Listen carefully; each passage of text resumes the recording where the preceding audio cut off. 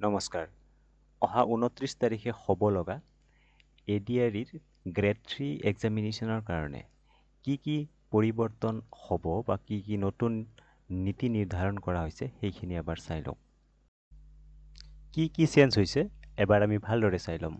চ' এইখন হৈছে SOP। এই SOP মতে কি ইনষ্ট্ৰাকশ্যন দিয়া হৈছে, কোৱা হৈছে যে before starting to answer on OMR sheet, candidate must ensure that OMR answer sheet belongs to him, her on the basis of roll number mentioned on the OMR sheet.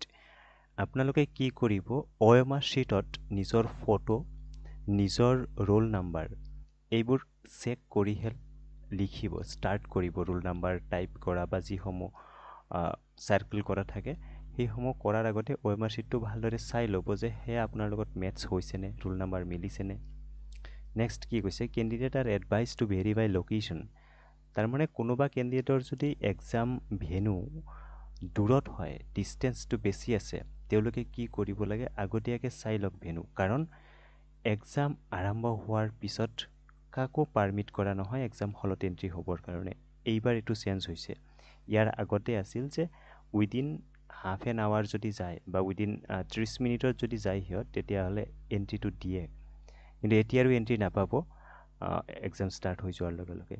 তাৰপিছত কি কৈছে, no' candidate shall be permitted to enter after closing gate. So' এইখিনি কথা ক'লোঁ। লগত আপোনালোকে admit card আৰু valid ID proof এই দুটা বস্তুৱে ল'ব। অন্য কোনো ধৰণৰ ডকুমেণ্টছ লগত নল'ব। আৰু যদি ফাইনেন্সিয়েল ক্ষেত্ৰত কোৱা হৈছে যে ক্ৰেডিট কাৰ্ড, ডেবিট কাৰ্ড এইবিলাক এলাও আছে, সেইটো এটা বেলেগ কথা। পৰৱৰ্তী কথা এটা 4 নম্বৰ পইণ্টত কৈছে, for speedy frisking it is advisable that candidate wear half sleeve attire. Half sleeve attire মানে পাৰিলে আপোনালোকে ল'ৰাখিনিয়ে পাৰিলে টি চাৰ্ট পিন্ধক আৰু ছোৱালীখিনিয়ে সেইমতে নিজৰ সুবিধামতে খুব ইজি হোৱা ধৰণৰ, মানে যেতিয়া চেকিং কৰে, চেকিং পাৰপাছত খুব যাতে ইজি হয়, কোনোবাই একো দিগদাৰ নাপায়, তেনেকুৱা ধৰণৰ কাপোৰে পিন্ধি যাব। তেতিয়াহ'লে কেণ্ডিডেটৰ কাৰণে আৰু চেক কৰা মানুহৰ কাৰণে দুইজনৰে কাৰণে সুবিধা হ'ব। Next, candidate will be permitted to carry only following items. কি আইটেম কৈছে, প্ৰথম হৈছে এডমিট কাৰ্ড দেই, এডমিট কাৰ্ড সেইটো A4 চাইজত লৈ ল'ব।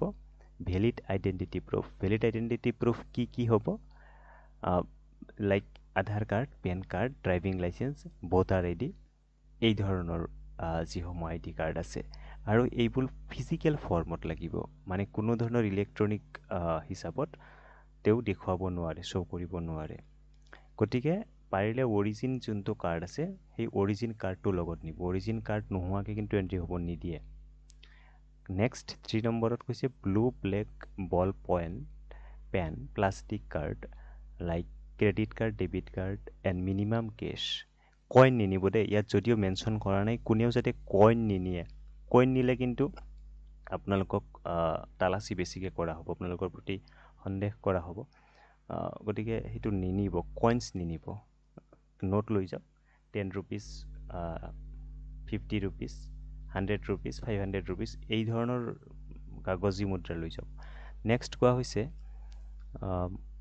PWD যদি হয় কোনোবা কেণ্ডিডেট, তেওঁলোকে স্ক্ৰাইবড ৰিলেটেড ডকুমেণ্টছবোৰ লগত নিব। ট্ৰান্সপাৰেণ্ট ৱাটাৰ বটল মানে এই যিবিলাক আমি পানীৰ বটল পাওঁ বজাৰত কিনিব, সেইটোৰ লেবেলটো যদি ফালি দিয়ে সেইটোৱে ট্ৰান্সপাৰেণ্ট, সেইটো লৈ যাব পাৰিব। কিনি অনা পানী বটলটোৰ লেবেলটো, ঘৰৰ পৰা যদি ট্ৰান্সপাৰেণ্ট বটল নিয়ে, কিছুমান বটল আছে যিসমূহ ভালদৰে দেখা নাপায়, অকণমান ব্লাৰ টাইপৰ, সেইবিলাক বটল কিন্তু এলাও নহ'ব। গতিকে বজাৰত কিনিবলৈ পোৱা সেইসমূহ বটল যোনটোত লেবেল থাকে, লেবেলটো আঁতৰাই পেলাই বটলটো লৈ যাব পাৰিব। হাফ লিটাৰ বটল লৈ গ'লে এনাফ, ইমান বেছি পানী খোৱাৰো প্ৰয়োজন নাই, নহ'লে আৰু ব্যতিক্ৰম কাম হৈ যাব। 6 নম্বৰত কি কৈছে, candidate will be allowed to take their question booklet after exam. শেষ হোৱাৰ পিছত সিহঁতে কুৱেশ্যন বুকলেটটো লৈ আহিব পাৰিব। চ' পুংখানুপুংখভাৱে আমি এইদৰে আলোচনা কৰাৰ পিছত আমি যদি কথাখিনি এইদৰে বুজি লওঁ আৰু সুবিধা হ'ব। কি কৰিব, লগত ফোন নানিব, কোনো কাৰণতে ফোন নানিব লগত, আৰু আনিও লাভ নাই যিহেতু ইণ্টাৰনেট গোটেই দিনটোৰ কাৰণে নাথাকে। পাৰিলে জোতাযোৰ পিন্ধি নাযাব, জোতাযোৰ পিন্ধি যদি এনেকুৱা আৰু আপোনালোকৰ ডিষ্টেঞ্চ বহুত আছে তেতিয়াহ'লে পিন্ধি যাওক আৰু পাৰিলে চেণ্ডেল এযোৰ লৈ যাব।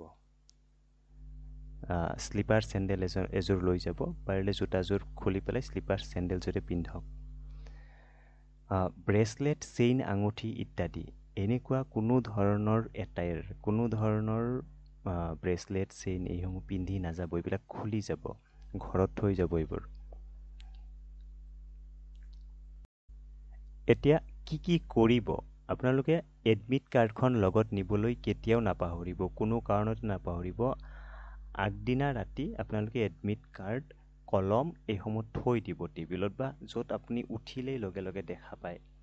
2টা বা 3টা কলম লৈ যাব।